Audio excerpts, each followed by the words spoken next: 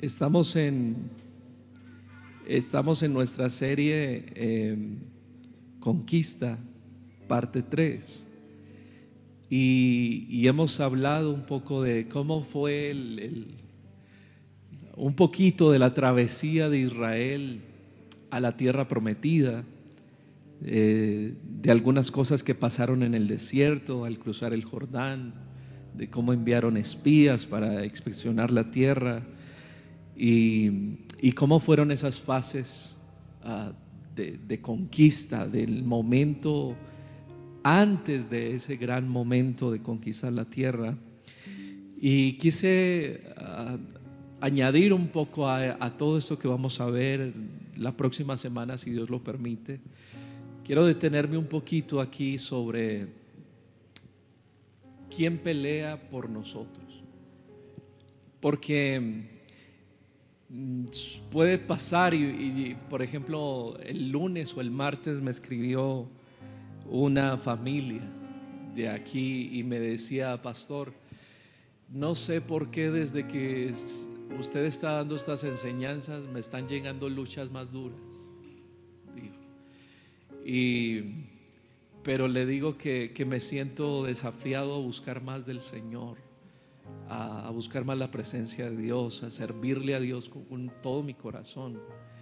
Y yo, pues justamente esa es la lucha, que cuando estás haciendo algo bueno, créeme que ahí es donde llega la oposición, la confrontación, el desafío.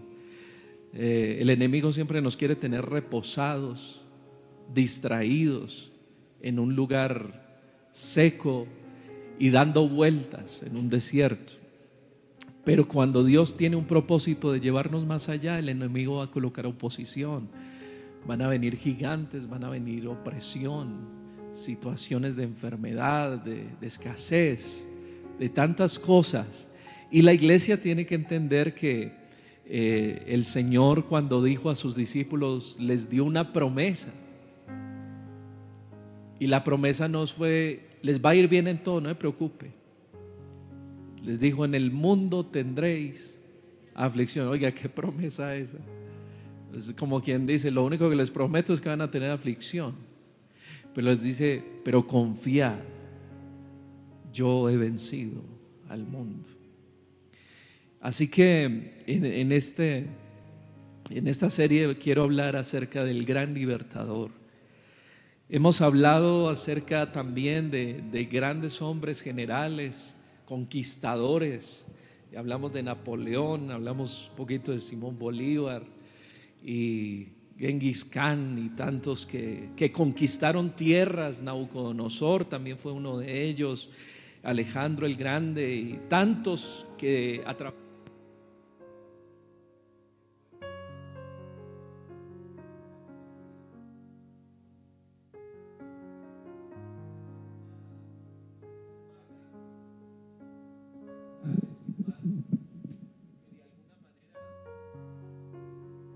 Conquistaron, pero además de eso quedaron registrados en la historia como los hombres que conquistaron tierras. Inclusive hoy se sabe que los idiomas incluso son consecuencia de esas grandes conquistas. Colonizaron pueblos. Y yo quiero decirle algo muy interesante, y es que la iglesia del Señor tuvo un gran conquistador, un gran libertador. Y cuando hablamos de la vida y ministerio de Jesús, su comienzo ministerial inicia a la edad de 30 años. Esa era la edad de la plenitud de la fuerza. Era la edad para asumir el sacerdocio a los 30 años de edad. Y Jesús empieza su ministerio justamente a esa edad y comienza ya en Galilea. Algo bien interesante son los oficios que Jesús ejecuta a partir de que inicia su ministerio. Así que inicia su ministerio como profeta, porque lleva la voz de Dios al pueblo, representa a Dios ante los hombres, transmitía el mensaje de Dios y así lo lo profetizó Amós, Isaías, Joel, Jeremías, etcétera. Todos los profetas anunciaron el oficio de Cristo como profeta. Representaba de una manera muy especial el sacerdocio, pues representaba ante Dios, el hombre ante Dios. La tribu de Leví era la encargada del tabernáculo y posteriormente del templo. El Señor Jesús corresponde a ese sacerdocio, es decir, de presentar el pueblo ante Dios, y en este caso ejecutó un oficio maravilloso. También hizo su oficio como rey. La escritura declara que Cristo es Rey de Reyes y que vendrá a establecer su reino, y nosotros, como está escrito, viviremos y reinaremos con Él. Y en esto podemos ver cómo los 4 evangelios presentan la vida y ministerio de Jesús. No solamente el ministerio de Jesús en cuanto a lo que acabamos de decir, sino también como el ministerio del pastor, del buen pastor, del que da su vida por las ovejas. En el evangelio de Mateo lo muestra como rey, como el león de la tribu de Judá. Y a mí esto me llena de gozo, porque la Biblia habla de que el enemigo anda como león rugiente. No dice que león, dice como león rugiente. ¿Sabe por qué? Porque el único león de la tribu de Judá es Jesucristo el Señor, y pelea por nosotros. Así que lo muestra como el rey de las fieras. Y también este evangelio, el evangelio de Marcos, lo presenta como el siervo, como aquel siervo que se expone o que se entrega por los pecadores. En este evangelio describe a Jesús, el Hijo del Hombre no vino para ser servido, sino para servir. El Rey de todo el universo, el que llena los cielos con su magnificencia, con su sublime poder, que ni los cielos de los cielos lo pueden contener, que se sienta sobre el círculo de la tierra y considera a los hombres como langostas, que extiende los cielos como una cortina. Ese se hizo siervo. Y a veces nosotros una corbata no nos deja arrodillar, pero esos son otros hermanos de otra parte. Lucas lo muestra como el rostro del hombre, como el Hijo del Hombre. Y en este caso, este evangelio de Jesús, por eso se describe la genealogía humanidad de Cristo. Por eso Dios de alguna manera se muestra como un hombre natural, que tuvo hambre, que tuvo sed, que tuvo cansancio, que tuvo dolor, ansiedad y tantas cosas. También Juan lo muestra como el Hijo de Dios. Y en este evangelio describe a Jesús como el águila de las alturas, como el ser celestial que viene por su pueblo a rescatarlo. También Juan dice: en el principio era el Verbo, y el Verbo era con Dios, y el Verbo era Dios, y este Verbo fue hecho carne y habitó entre los hombres. Y él más adelante dice: y vimos su gloria, porque él lo vio transfigurado, como quien dice: Pedro y yo lo vimos ahí transfigurado, vimos su gloria. Y él es el que reprende el viento y la tempestad, y ella enmudece. Él es el que al borde de su manto despide poder para que una mujer del flujo de sangre se sane al instante. Le estoy hablando del gran libertador esta mañana, el que resucita a los muertos de una hora, como la hija de Jairo, y de 2 y 3 días, 4 días, como el hijo de la viuda de Naín, o como Lázaro, de 4 días de muerto. Él es el que sana a los enfermos como los ciegos, los mudos, leprosos, paralíticos, lunáticos, encorvados. Sana de manos secas, restaura la oreja de alguien que se le había caído porque alguien se la cortó. Él tiene poder para restaurar el cuerpo de cualquier persona, sanar de cualquier enfermedad. No importa cómo esa se llame, no importa qué nombre se inventen para las enfermedades. Hay un nombre que está sobre cualquier nombre de enfermedad. Ese nombre que está sobre los cielos y sobre la tierra, al cual se dobla toda rodilla. Alabado sea el nombre del Señor. Él es el que dice ser santo, pero se sienta con los pecadores. Él es el que es tan grande, pero acepta ser adorado por rameras. Él es tan digno y soberano, pero pide entrar en casa de ladrones. Él es el que se habla con tanta autoridad. Él es el que se atreve a sanar al día de reposo. Él es el que con decir la palabra los enfermos sanan. Él es el que con su propia saliva hizo lodo para que se sanara un enfermo. Sana a distancia y sana de cerquita. No hay que pedirle cita, porque Él es el Todopoderoso. Él es el que se entrega por sí mismo y por otros. Él es el que nos da de su propia sangre y de su propia carne. Él es el que perdona todos sus malhechores. Él es el que perdona todas nuestras iniquidades. El que sana todas nuestras dolencias. El que rescata del hoyo nuestra vida. El que nos corona de favores y misericordias. El que sacia de bien tu boca de modo que te rejuvenezcas como el águila. Él es el que esta mañana te dio fuerza para pararte de la cama y decir: voy a adorar a mi Dios esta mañana. Estás aquí por fuerza propia, pero primero por la fuerza de Dios. Él es el que hace derramar no solamente su ira, sino que derrama también su propia sangre por amor.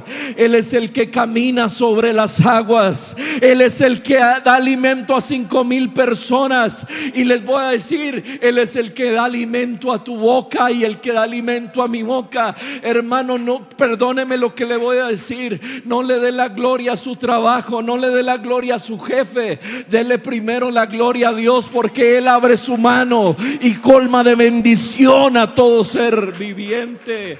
Toda dádiva y todo don perfecto desciende de lo alto del Padre de las luces, en el cual no hay mudanza ni sombra de variación. ¿Sabe qué quiere decir eso? Que la bendición siempre viene de arriba. ¿Alguien puede decir gloria a Dios esta mañana? ¿Y quiénes éramos nosotros para ser conquistados por Él? ¿Qué éramos nosotros tan especial?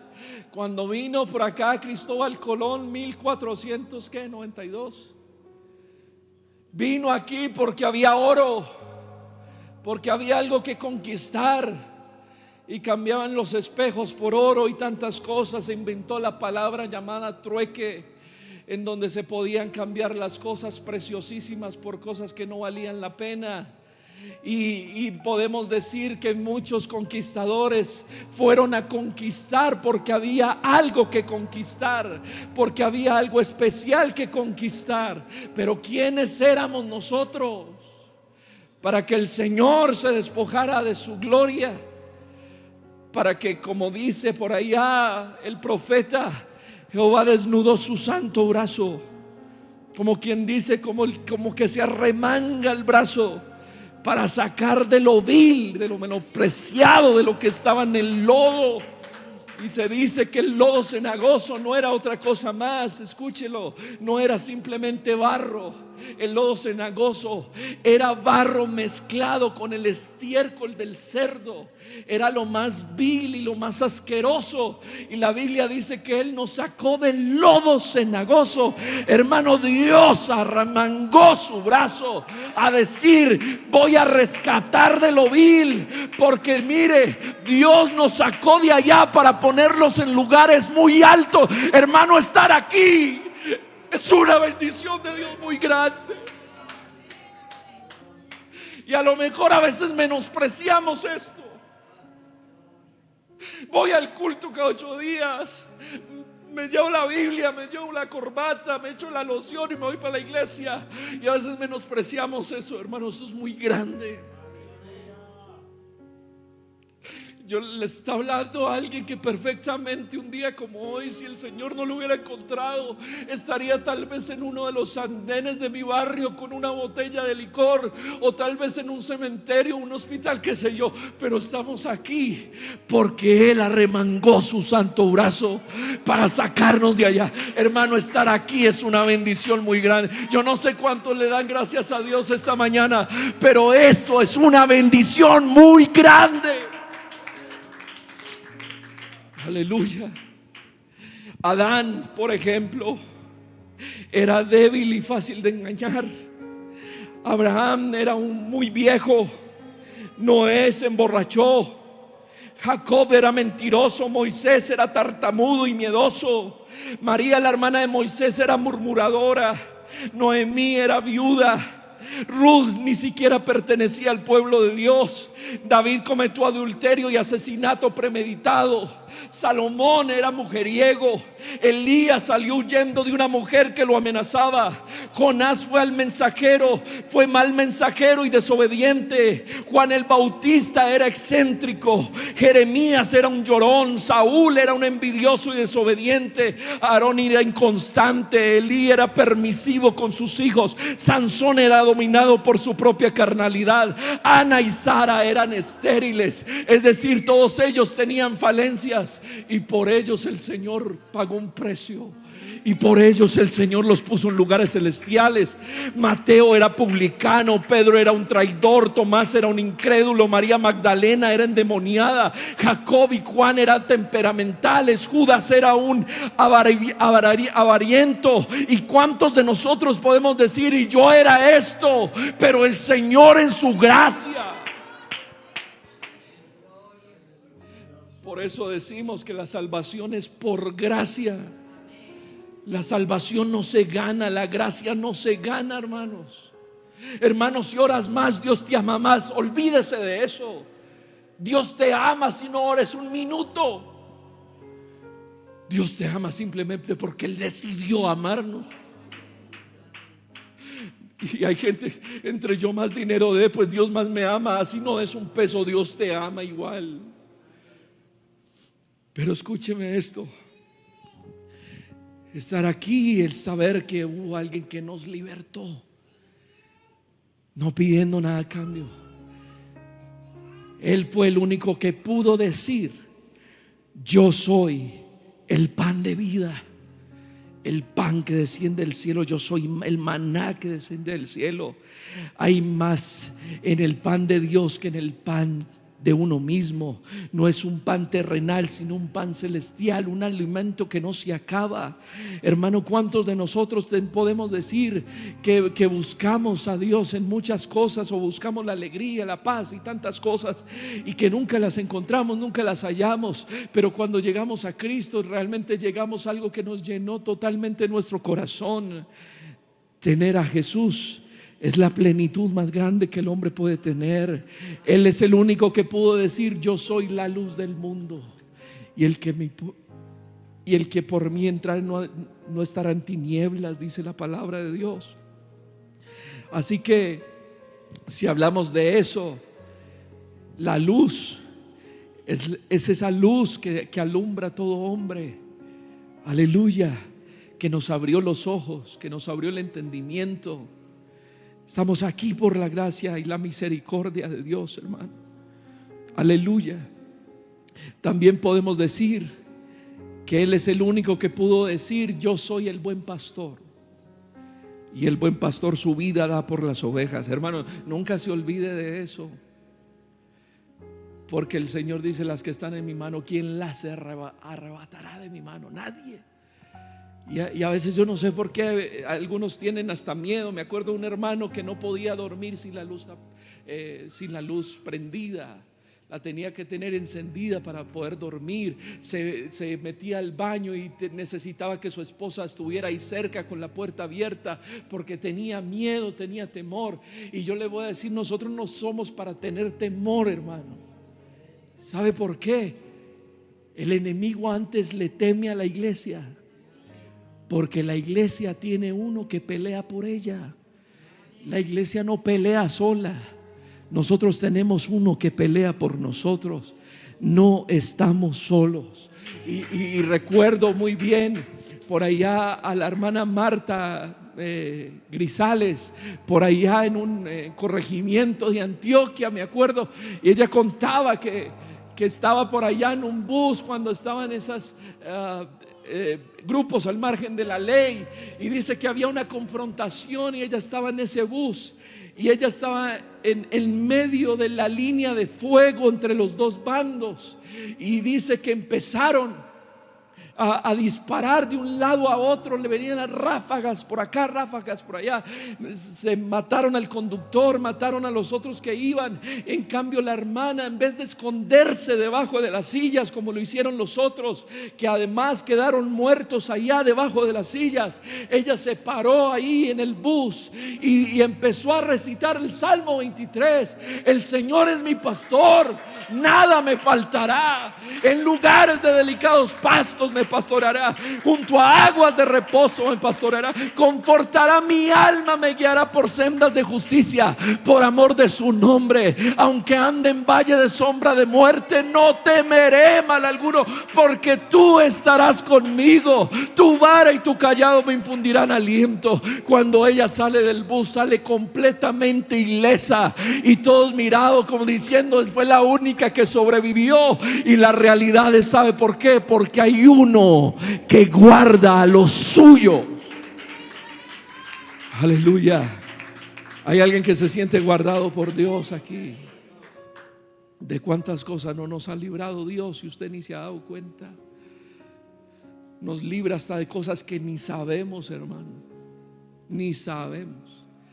Ver, cuando fui asistente de un pastor por allá en Orocué, Casanar, en límites con el Bichada, me acuerdo que pasaba por una yo iba a visitar en una bicicleta, y cada que pasaba por una cuadra por ahí del lugar, una señora siempre me abordaba y me decía, pastor, venga, tómese aquí una agüita, un fresquito, tómese algo. Y yo pasaba y hacía mucho calor y yo tomaba normal. Bueno, pastor, adelante, y se iba. Y pasaban varios días y así, y pues normal, yo feliz, yo me dejo querer.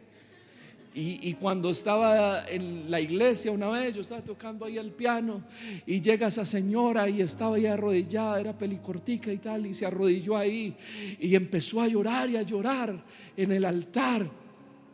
Y cuando terminó el servicio le dije, ¿qué pasó? ¿Cómo está? ¿Cómo se sintió en el culto? Y me dijo, muy bien, pero quiero contarle algo, que me siento muy con una carga en mi vida. Y le dije, ¿por qué? Digo, porque le voy a confesar algo. Yo practico la brujería hace muchísimos años, y a mí los evangélicos me caen mal, deseaba lo peor para ellos.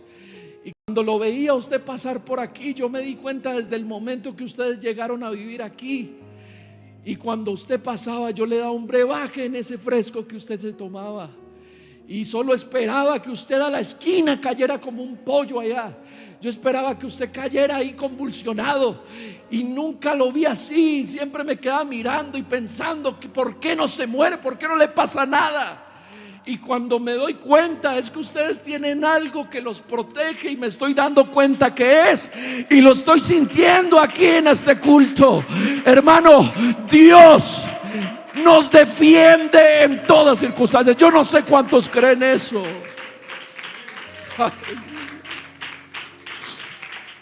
Aleluya. Él es nuestro gran libertador. Y le voy a decir, y le voy a invitar para que ustedes, estas luchas que usted está viviendo tal vez hoy, no las pelee solo. Aférrese a la mano del Señor, porque así es como ganamos nuestras batallas. Él es nuestro pastor que cuida de nosotros. Y es muy interesante esta figura que él hace del pastor, porque el pastor no es solamente aquel que da alimento. El pastor es alguien que cuida, que ama, y que a veces tiene que apretar a la oveja. Cuando la oveja se iba por otro lado, ¿sabe qué hacía el pastor? Le pegaban sus paticas y se la quebraba. Y cuando se le quebraba, pues la oveja quedaba inmovilizada y gemía por el dolor. Pero el mismo pastor que la golpeó, él se postraba y empezaba a vendar sus heridas y a reparar sus heridas y a consolarla. Y luego la tomaba en sus hombros y a todo lugar iba pastoreando las ovejas, pero con la oveja herida y la llevaba en sus hombros. Hermano, quiero decirle algo. Cuando veamos a alguien que cayó en pecado, cuando veamos a alguien que está desanimado, no empiece a decirle ese desanimado, ese que cayó no, es una oveja herida y hay que ayudarla a llevar, hay que ayudarle a sanar. Esto no es un lugar para sacar lo que no sirve, no. Para Dios todos somos importantes. Todos necesitamos un lugar para descansar. Lo he dicho muchas veces, esto no es un museo de santos. Esto es un hospital donde la gente viene herida, donde necesita ser restaurada. Eso es lo que es la iglesia del Señor, hermano. Nosotros a veces juzgamos a alguien porque no se ve como nosotros. Es que no vistes como yo, es que no te ves como yo, es que no haces como yo, es que no oras como yo. Hermano, ¿qué interesa? Lo único que al Señor le interesa es sanar. Aleluya. Aleluya. Él es el único que pudo decir: yo soy la resurrección y yo soy la vida. Aleluya. Es el único que le pudo decir a Marta: Marta, Marta, no te he dicho que si crees verás la gloria de Dios. Y yo quiero a la iglesia, yo no le voy a decir como muchos dicen a veces: ayúdeme a creer. No, yo no necesito que usted me ayude a creer. Yo creo con todo mi corazón y que el Señor va a hacer de esta iglesia una iglesia poderosa, una iglesia que sane al afligido, una iglesia que tenga que ver la gloria de Dios constantemente. Alguien hace unos días me dijo, estábamos en un servicio por ahí y se sintió la gloria de Dios de una manera muy especial y la gente hablando en lenguas y sanidades y todas esas cosas, y me dijo: hermano, esto no es normal, este culto no es normal, nosotros estamos acostumbrados a esto y lo que está pasando es anormal. Y yo le digo: no, eso no es así. Es más, lo más normal es que en nuestra iglesia sucedan milagros, sucedan sanidades, porque el poder de Dios siempre viene con demostración del Espíritu. Al nombre de Jesús la gloria. Él es el único que pudo decir: yo soy la resurrección. Él es el único que pudo decir: yo soy el camino, la verdad y la vida. Nadie viene al Padre si no es por mí. Jesús se contrasta a sí mismo con cualquier cosa antes en él que pensaron los que condujo al Padre. Él es el único que abre el camino al Padre, pero también es al mismo tiempo la plena revelación del Padre, porque Jesucristo no es la segunda persona de ninguna cosa. Él es Dios del Antiguo Testamento y el Padre estaba en él. Aleluya. Jesús no necesita explicarnos eso. Él lo demostró todo el tiempo. Él es el único que dijo: yo soy la vid verdadera. Aleluya. Jesús habla de la vid como un símbolo común en el Antiguo Testamento para Israel. El lenguaje de las ramas sin frutos está ligado a Israel como la viña desolada en Isaías 5. Pero Jesús dice que el pueblo de Dios tiene vida y fruto ahora por estar en él. Usted quiere dar fruto en el Señor. Usted quiere ver la gloria de Dios en su vida. Necesitamos apegarnos a la vid. Necesitamos que de ahí venga su sustancia, su fotosíntesis, que venga de Él eso, hermano. El Señor dice: porque separados de mí nada podéis hacer. Hermano, queremos ser una iglesia poderosa, fuerte. Tenemos que estar cerca del Señor. Tenemos que estar muy cerca de Él. Y yo le voy a decir una cosa: a veces nos alejamos pensando que si sirvo a Dios y haciendo todas estas cosas que son para Dios y para la iglesia, a veces pensamos que estoy cerca de Dios. No, Señor, nosotros necesitamos tener un tiempo en la presencia de Dios. Por eso es que dentro de 8 días vamos a tener un ayuno y los estoy invitando a todos. ¿Cuántos van a venir al ayuno? 5. Con 5 hay. Pero vamos a tener un espacio especial en la presencia de Dios. Necesitamos buscarlo con intención. Con intención. Y vea, hermanos, algo bien interesante es cuando hablamos de este libertador que es Jesús. Y muchos van a decir, y muchos se han preguntado, pues, ¿soy libertado de qué? Mire, Jesús estaba terminando su ministerio terrenal y Él llega al momento y dice: ahora es el momento, voy a entregar mi vida. Su mismo cuerpo se resistía. Allá en el huerto de Getsemaní: Señor, pasa de mí esta copa, pero no se haga mi voluntad sino la tuya. Y de su rostro caían gruesas gotas de sangre. Satanás por mucho tiempo nos vendió la idea que estábamos concebidos al fracaso, para el fracaso. Lo hacía por medio que ejercía a través del pecado y tantas cosas que nos frustraron a nosotros. Pero yo puedo decir con todo mi corazón que no importa el destino que nos haya trazado nuestros comportamientos o lo que quiso tal vez hacer el mundo con nosotros o el pecado, el Señor, podemos decir con toda sinceridad y con toda franqueza que el Señor cambió nuestro destino. El Señor cambió el rumbo de nuestra vida. Al nombre de Jesús la gloria. Y puedo decir también que somos más que vencedores por medio de aquel que nos amó. Hay algo bien interesante que lo dice justamente el apóstol Pablo en el capítulo 8 de Romanos. Y él dice eso: ¿quién nos separará del amor de Cristo? Tribulación, o angustia, persecución, o hambre, o desnudez, o espada. Y él empieza a enumerar todas aquellas cosas que vienen contra la vida del cristiano. Y él llega y dice esto, dice: todos los días somos contados como ovejas de matadero.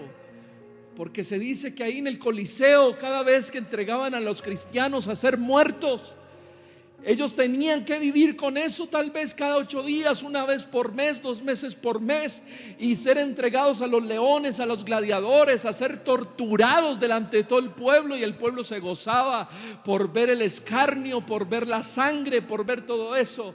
Y cuando él decía: somos muertos todo el tiempo, somos contados como ovejas de matadero, pero luego él dice: antes y en todas, aleluya, y en todas estas cosas, hermano, hermana del poblado, somos más que vencedores por medio de aquel que nos amó.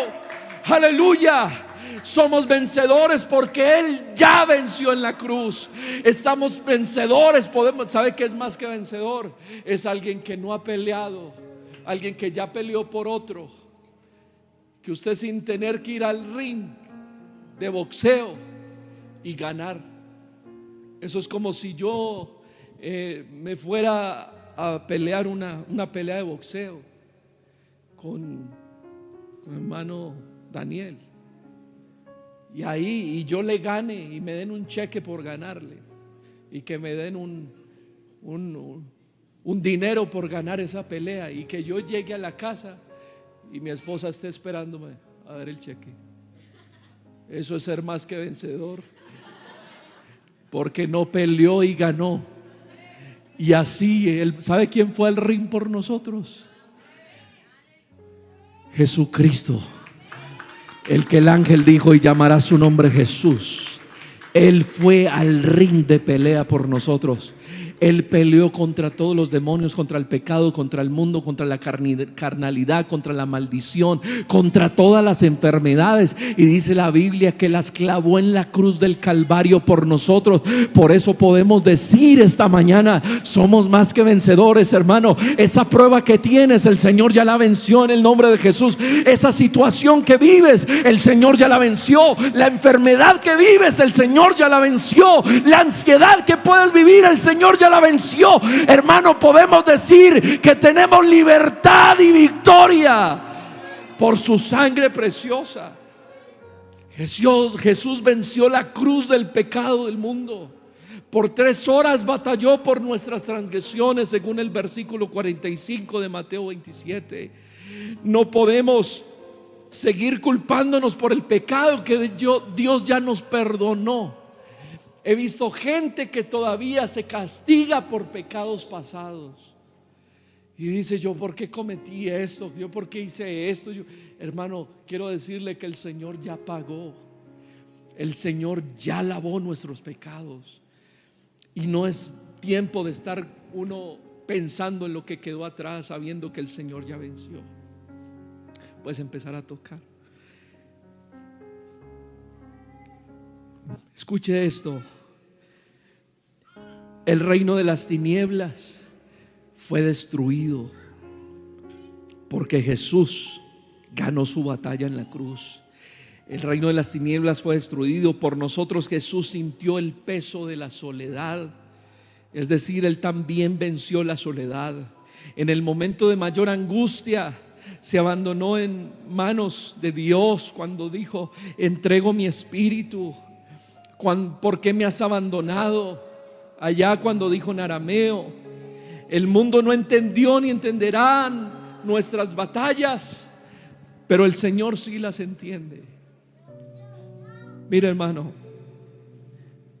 yo puedo decirle con todo mi corazón que hay veces no puedo entender a cabalidad el sufrimiento que alguien puede pasar, porque soy humano como usted. Pero el Señor, si alguien nos entiende, es el Señor.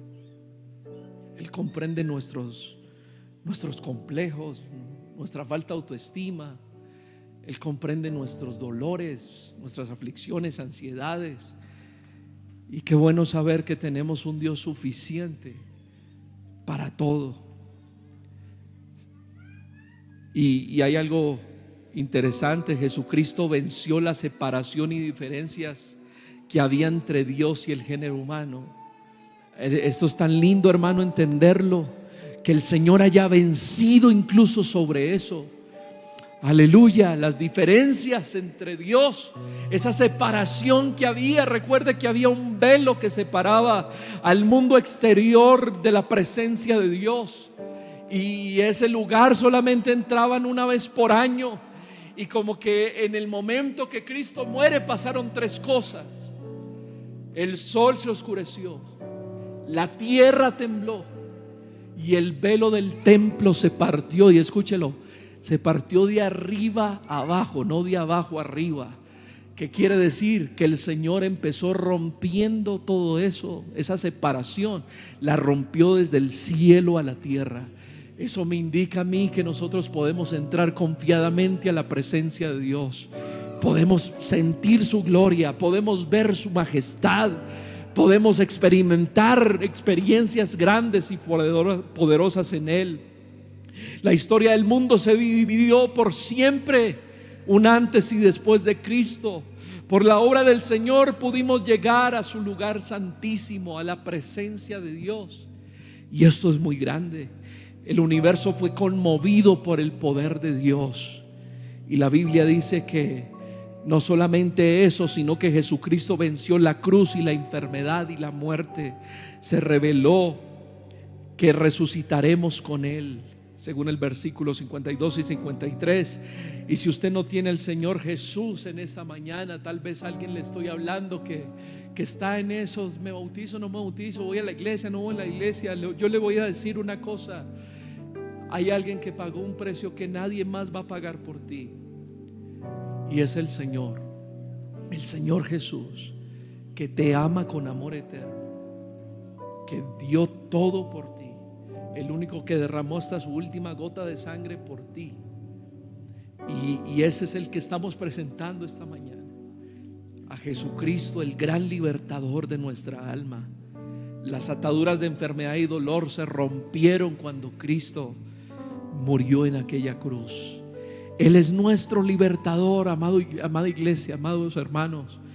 Y nosotros tenemos que empezar a entender que Él es el que pelea por esta iglesia. Que si nosotros tenemos un gran propósito de ganar muchas almas para el Señor, de que esto sea un lugar de gloria y de bendición y todo eso, seguro que vamos a tener obstáculos, cosas que se nos van a atravesar en el camino. Pero ¿sabe qué, hermanos? Podemos estar confiados que al final de todo la victoria nos la va a dar el Señor. ¿Alguien cree eso? ¿Alguien lo cree con todo su corazón, que la victoria nos la va a dar el Señor? Mire, voy a empezar a terminar, y eso no significa nada. Todos cuando ven que el pianista va a empezar a tocar van a decir: oh, bueno, eso tampoco significa nada. Voy a empezar a aterrizar, tampoco significa nada. La vez pasada dijeron: vamos a empezar descenso para el aterrizaje. Nos demoramos 2 horas para aterrizar, que el avión empezó a dar vueltas. Bueno, entonces me quedan 2 horas para predicar. Se asustaron. Ya voy a terminar. Mire, hermanos, Dios ha puesto esto en mi corazón, y voy a abrir mi corazón esta mañana. Dios ha puesto en mi corazón de una manera muy fuerte lo que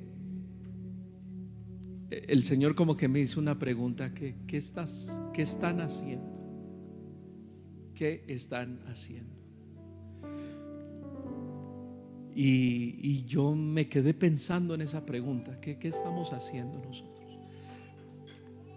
¿Qué estoy haciendo yo con mi vida cristiana? ¿Qué estoy haciendo yo en mi servicio a Dios? ¿Qué estamos haciendo? Y me quedé pensando en eso mucho.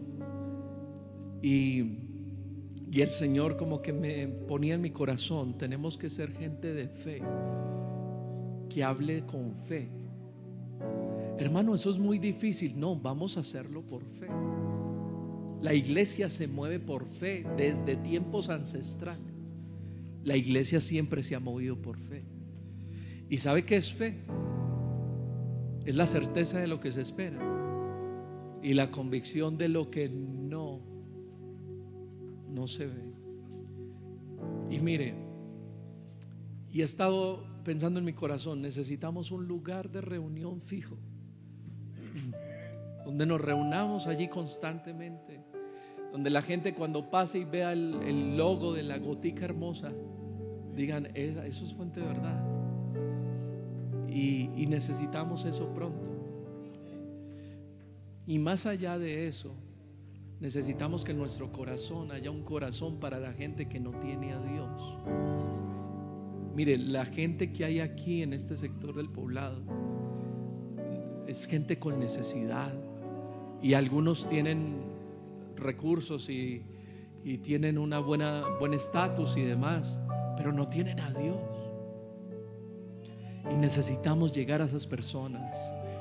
Y hay muchos barrios de Medellín, lugares donde la gente necesita oír este mensaje: que hay un lugar donde Dios sana tu dolor, que hay un lugar donde Dios transforma el dolor humano en el propósito divino de Dios. Necesitamos que la gente sepa esto. Nosotros ya lo sabemos, pero hay gente que no sabe esto. Y mire, yo estaba recién casado. Mire, les voy a contar, pero no le van a decir a mi esposa. Ella está en la transmisión igual, pero está lejos de mí. Pero yo recuerdo que cuando yo me casé era todavía muy inmaduro. Estábamos muy jóvenes, 23 añitos teníamos. Así que nos casamos y me acuerdo, hermano, esto no lo vayan a hacer en sus casas.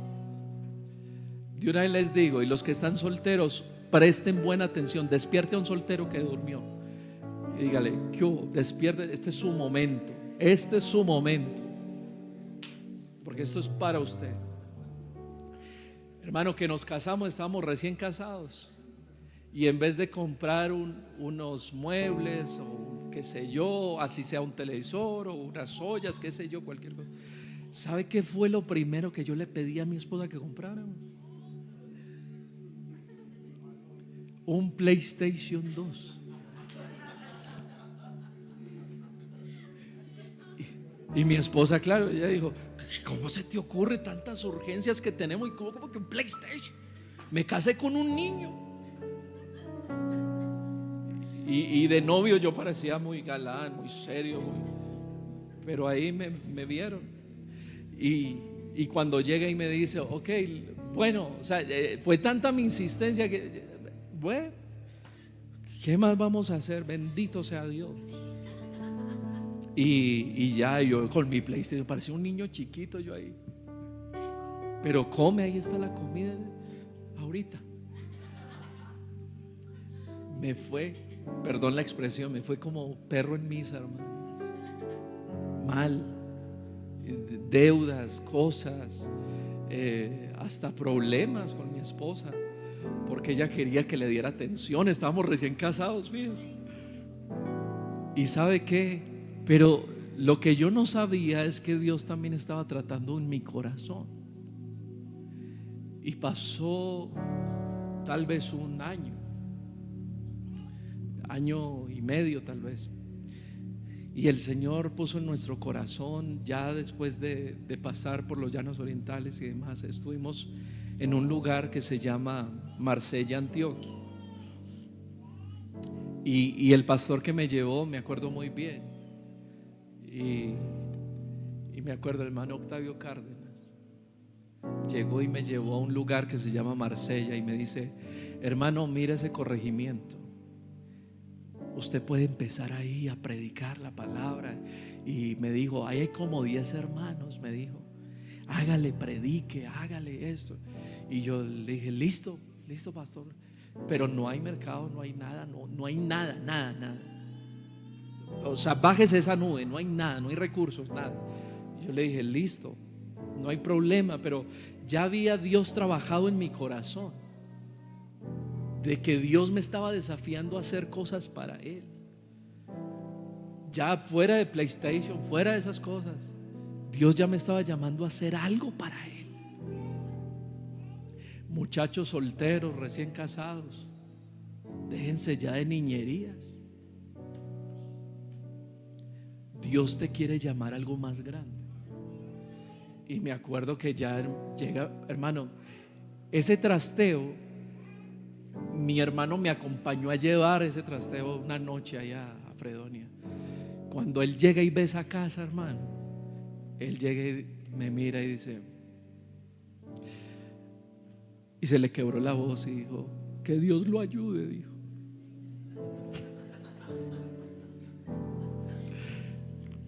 Y entramos a esa casa, hermano, todo en obra negra. El piso era en tierra, parte del piso era en tierra. El baño ni puerta tenía. Haga de cuenta esos baños de bares. Y sabe cuál era mi única consigna, mi única preocupación en ese momento. No era nada de lo que estaba viendo. Miré a mi esposa y yo: ¿qué va a decir esta mujer, Señor? Y le dije: tú dime. Y me dice: estoy feliz porque le vamos a servir a Dios. Y yo sé que el Señor nos va a ayudar.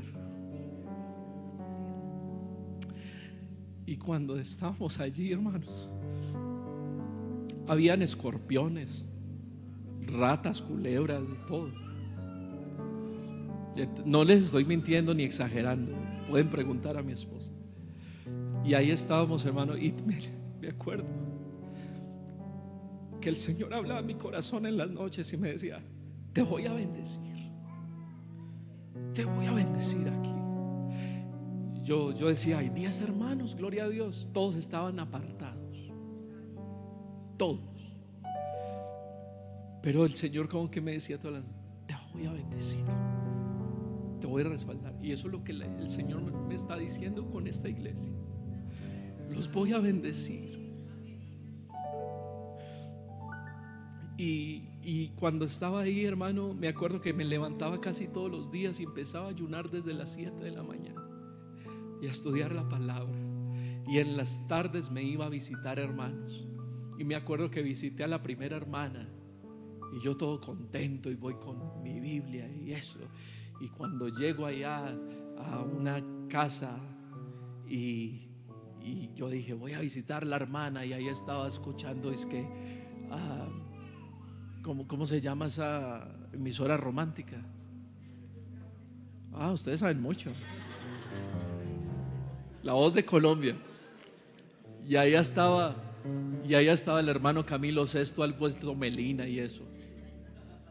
Y estaba ahí escuchando, y la hermana toda entonada trapeando.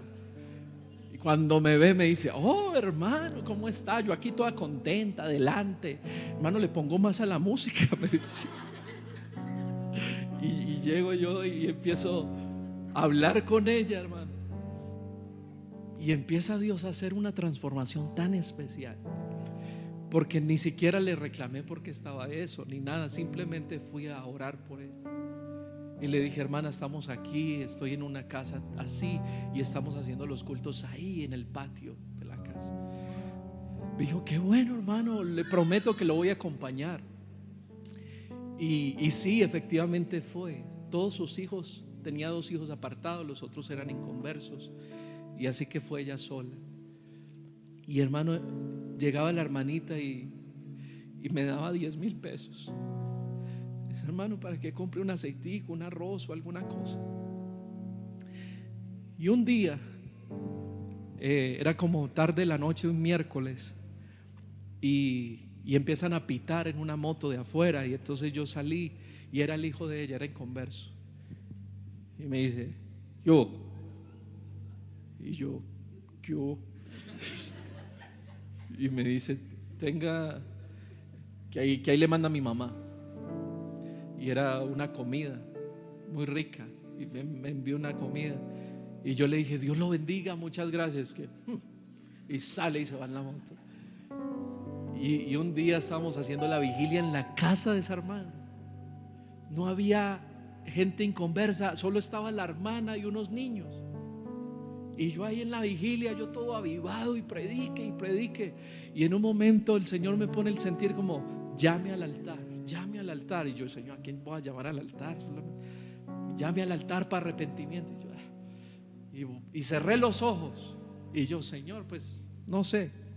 Y empiezo a hacer la invitación al altar, y yo orando, y yo escucho un sollozo de alguien llorando. Era el hijo de ella, el mismo grosero.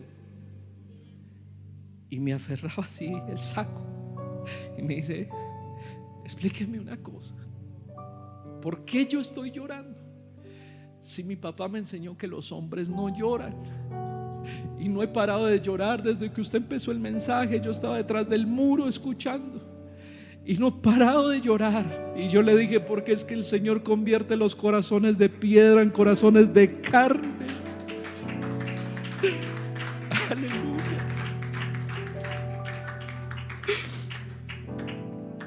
Y era un lugar ahí, hermano, no teníamos ni silla, los hermanos se sentaban en las piedras. No había nada. Así que usted me va a decir a mí que Dios no puede hacer algo grande con esta iglesia, hermano.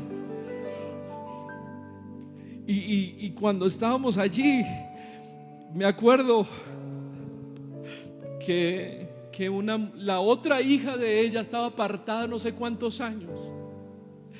Y me acuerdo que esa noche llovió mucho, así que el patio estaba empantanado y todo eso. Cuando estábamos ahí empezando el servicio, me dice la hermana, me dice, hermano, aquí está mi hija, tiene cáncer terminal, se va a morir, y vino al culto solo para que usted ore por ella. Y yo le dije, está bien. Cuando terminó el servicio, y se me olvidó orar por ella en todo el servicio. Pero cuando la vi a ella ahí, yo le dije: tú eres la hija de la hermana. Sí, ¿quieres que ore por ti? Y me dice: sí. Hermano, inmediatamente, sin yo decirle, se arrodilló en medio del pantano: ore por mí. Y empecé a orar por ella, hermano. A los días yo la visito y me dice: pastor, mire, yo no voy a ir al culto el domingo porque mire lo que tengo. Me mostró el tumor que tenía en varios colores. Yo tenía varios colores y cosas así feas. Y dice: de esto me voy a morir y tengo dolor porque mi hija solamente tiene 11 años. Y le dije: mira, hermana, yo siento decirle esto en mi corazón: Dios la va a sanar. Es más, puedo decirle que el Señor ya la sanó. Hermanos, si nosotros no creemos, ¿cómo vamos a hacer para ver la gloria de Dios? Y cuando le dije eso, me dijo: hermano, sí, ore por mí. Voy a estar en ese momento allá en el hospital y esto, porque me van a hacer algo importante. Pues ¿sabe qué pasó, hermanos? Ese domingo estábamos orando y cuenta ella que estaba ya a punto de la estaban entrando al quirófano y ella ya estaba alistándose y eso, y llega la enfermera y dice: mire, doctor, resulta que esta muchacha no hay que hacerle nada.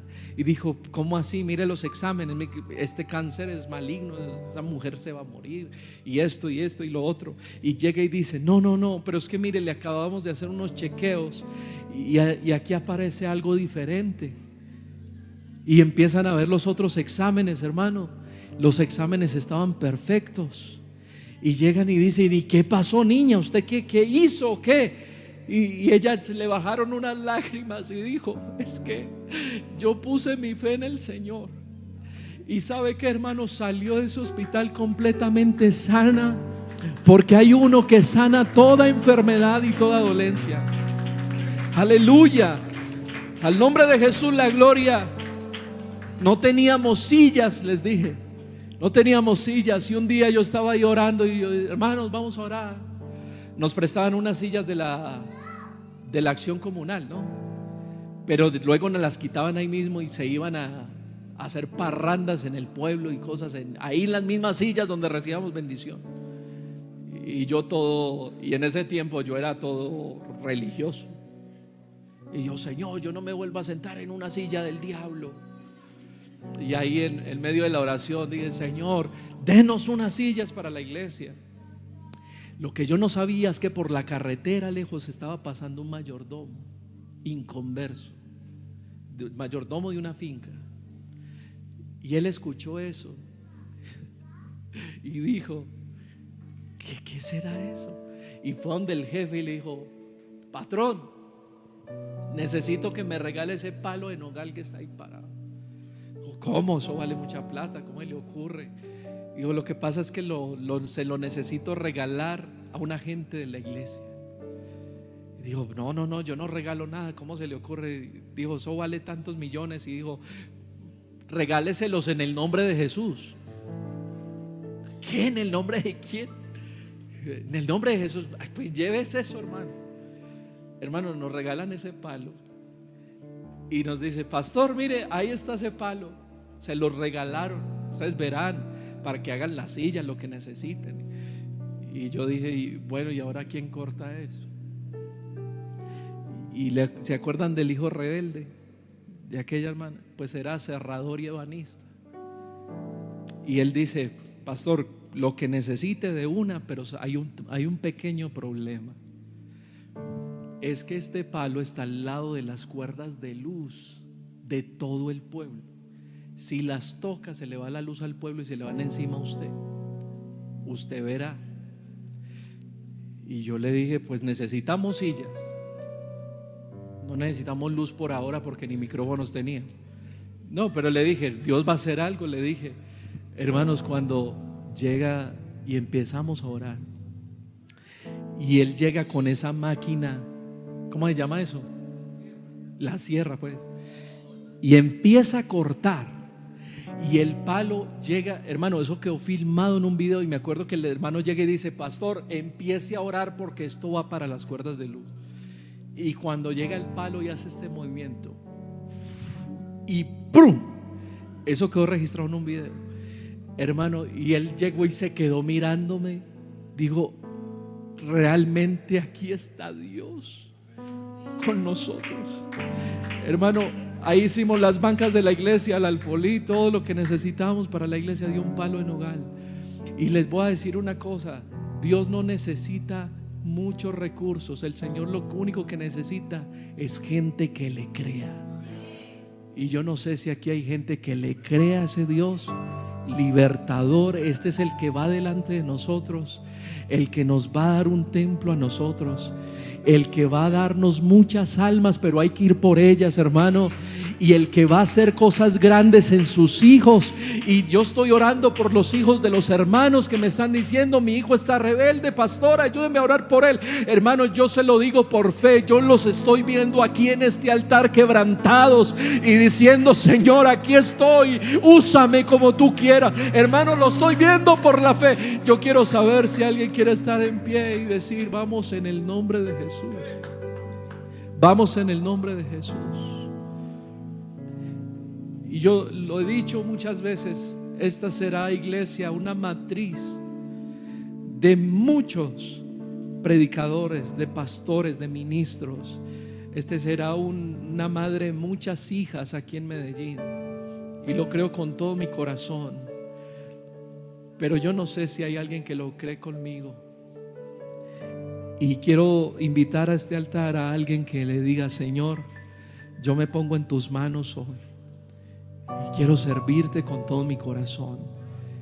Aquí está mi vida, Señor, aquí están mis talentos, aquí están mis dones. Úsame a mí, porque yo quiero ser usado por ti. Porque yo estoy dispuesto, Señor. He tenido luchas en estos días.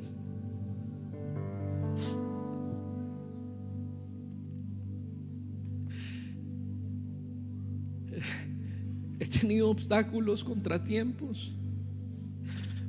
He tenido desafíos en estos momentos. He tenido confrontación del enemigo. Pero estoy dispuesto a luchar. Estoy dispuesto a aferrarme a la fe. Estoy dispuesto a seguir perseverando y dispuesto a servirle al Señor mejor que nunca. Hermano, hermana, dígale: Señor, voy a hacer el mejor servicio que he hecho en mi vida aquí. Si antes lo hacía bien, lo voy a hacer mucho mejor. Voy a disponerme para el Señor. Estoy totalmente aferrado a esa fe, a servirle al Señor como nunca en mi vida. Voy a entregar mis dones, mis talentos, lo que tengo, lo que soy, lo voy a compartir y lo voy a usar, y voy a permitir que el Señor lo use para su gloria. Alguien que esté aquí conmigo, vengan al altar, hermanos. Oremos un momento, tengamos un momento de altar con el Señor. Estemos aquí en la presencia de Dios y dígale: Señor Jesús, aquí estamos, aquí está mi vida. Mi vida te pertenece, Señor. Alguien que está en esta transmisión, que no sé de dónde y cómo me está viendo. Tal vez está viendo esta transmisión desde su carro, desde su habitación o la sala de su casa. Pero yo le puedo decir que Dios te quiere usar a ti para cosas grandes. Que no te empieces a decir: yo no puedo, yo soy una persona que ha fallado, yo tengo esto. Yo quiero decirle que el Señor usa las cañas cascadas. Él no quiebra la caña cascada. Él no apaga el pábilo que humea. Él no se olvida de la obra de sus manos. Él te quiere usar a ti, hermano. Él te quiere usar a ti, hermana. Porque no hay quien le cante como tú. Porque no hay quien le sirva como tú. Dios ama tu servicio. Dios te quiere usar a ti. Alguien levante sus manos, lo más alto que usted pueda. Levante sus manos.